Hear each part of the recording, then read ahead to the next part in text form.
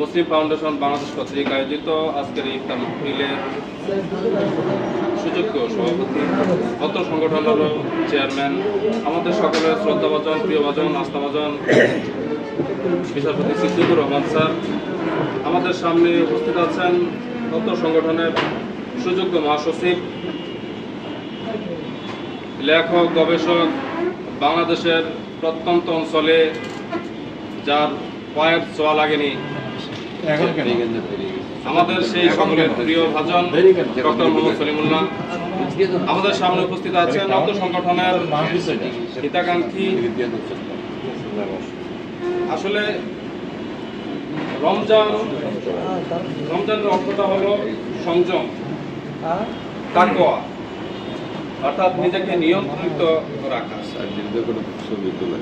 আমরা যখন কোনো অন্যায় কাজের দিকে ধাবিত হই, তখন আমরা যদি নিজেকে নিয়ন্ত্রণ করতে পারি, সেটাই হলো আসলে আমাদের সবচেয়ে বড় সফলতা।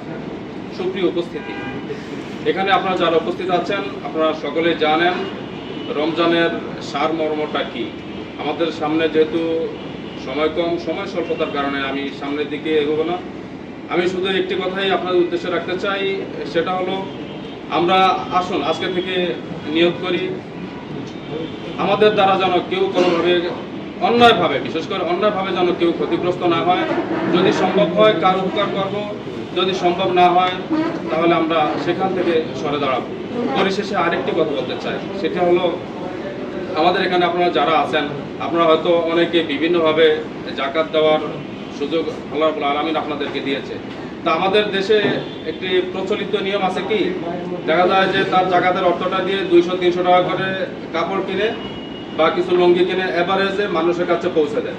আমি আপনাদের কাছে আহ্বান রাখবো, আপনারা ঠিক সেভাবে না দিয়ে আপনার যে জাকাতের অর্থটা আছে, সেই অর্থটা 2 জন বা 3 জন বা 4 জন কিছু মানুষের কাছে এমনভাবে দিয়ে দেন যেন তারা পরবর্তীতে জাকাতের জন্য হাত পাততে না হয়।